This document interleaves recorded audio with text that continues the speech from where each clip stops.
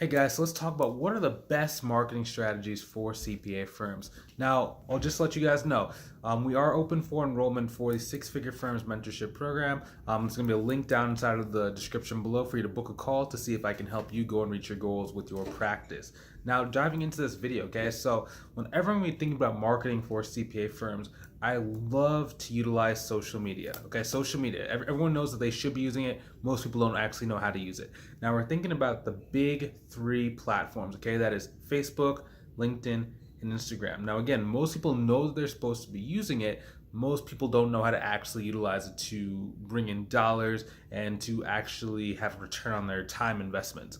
Now, number one, okay, there's a couple different things that I see. So most people have one of two problems. The first problem is that they're posting religiously. So they're going like, twice a week, 5 times a week, 6 times a week that they're posting on Facebook or posting on Instagram or posting to their Facebook business page, but they either get no responses, no results, no likes, and it just kind of feel like you're shouting into this void and you're just hearing crickets, right? But then there's another problem that some people have, which is arguably worse than the first problem. You're getting a lot of likes, a lot of comments, a lot of shares, and it feels like you're making a lot of progress. It looks like you're moving forward. Whenever you go and really try and take that attention to the bank, nothing, you don't get any money. Everyone's like, oh, talk to me later. Oh, not really interested. Oh, I was just trying to support you. Oh, I just liked your post. And we have to really start finding that happy medium, okay?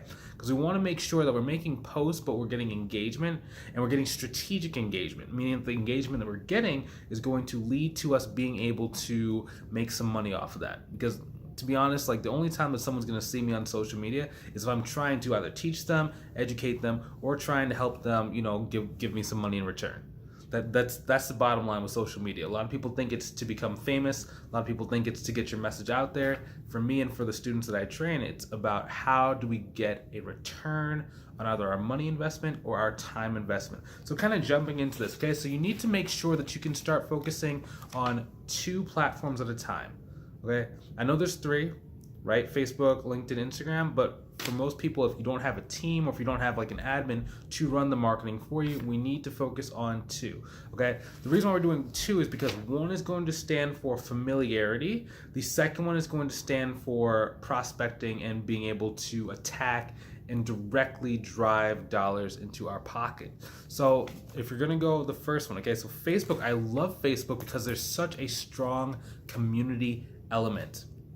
Now, what I mean by that is there's things like Facebook groups, there are Facebook likes pages, there are fan pages, and there's all these places and pockets where people are going and they're communicating. Now, if you know how to strategically go and insert yourself inside of those conversations, it makes it very easy for them to really start coming to you. A good example, this is my student JT. Now, JT, when he was first getting started, like he was trying to use like Upwork and he was trying to use like Bark and all these kind of platforms where people go and like put out like that they need some help, and then you go and submit his proposal.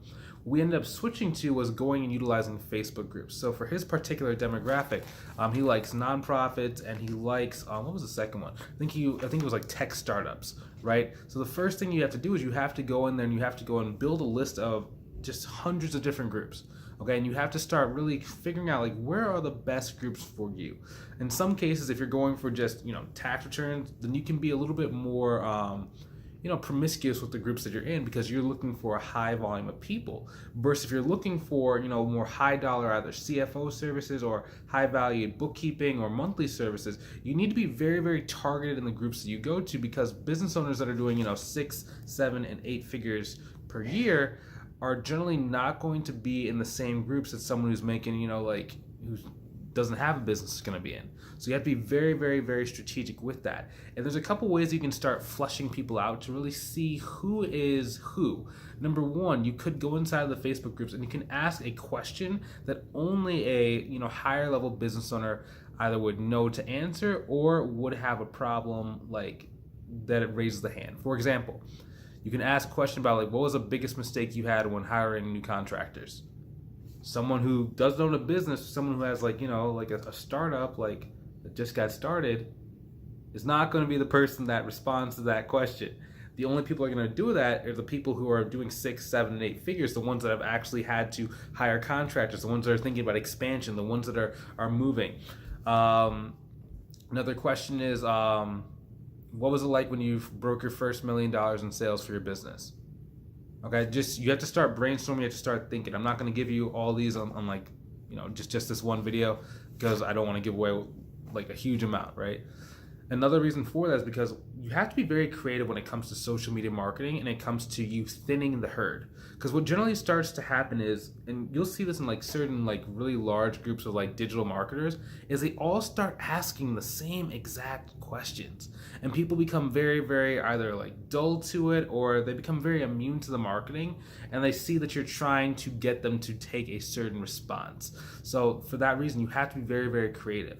Now, another thing to note is that with these questions, you don't necessarily have to just be like, targeting and trying to poach the right people.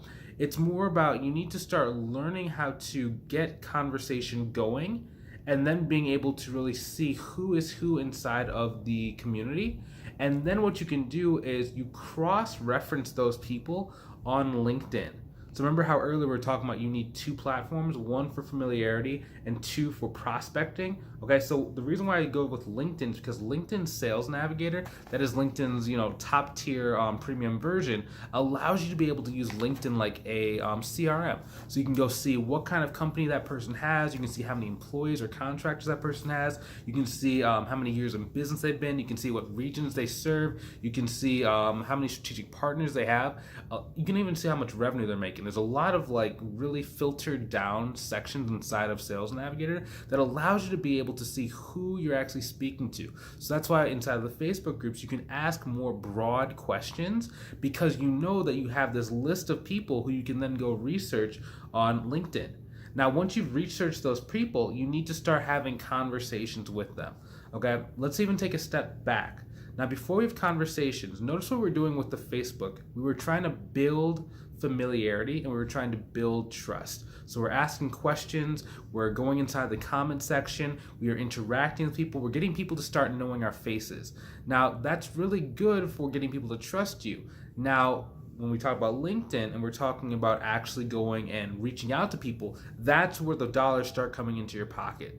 Okay, a lot of people do one or they do the other. So some people just build these big communities and build a lot of friends, but they never actually reach out to people and try and ask them to get on the phone call. Or they just go and just hunt like millions of people on LinkedIn. They just spam. Do you want some help? Do you want some help? Do you want some help? Do you want some help? And then they get really ghosted because no one trusts them and no one knows them. So if you can balance the two, it's going to be very, very effective for you. Now, keep in mind, like I can probably hear some of you thinking like, that's going to take a lot of time. Not really. I mean, it takes probably about 30 minutes maximum if you're doing this correctly. It just comes down to you have to develop the skill set of training your eye to be able to know exactly what to look for. And once you know what to look for, it's a very easy conversation towards getting them to respond to you. Once you've gotten them to respond to you, your next goal is to get them to start talking about their pains, their problems, their hopes, and their desires. Once they have done that, and once you have a good message sequence that gets them to do that, it's a very simple call to action. All you have to say is, hey, do you want to hop on the phone to see if I can help you with this?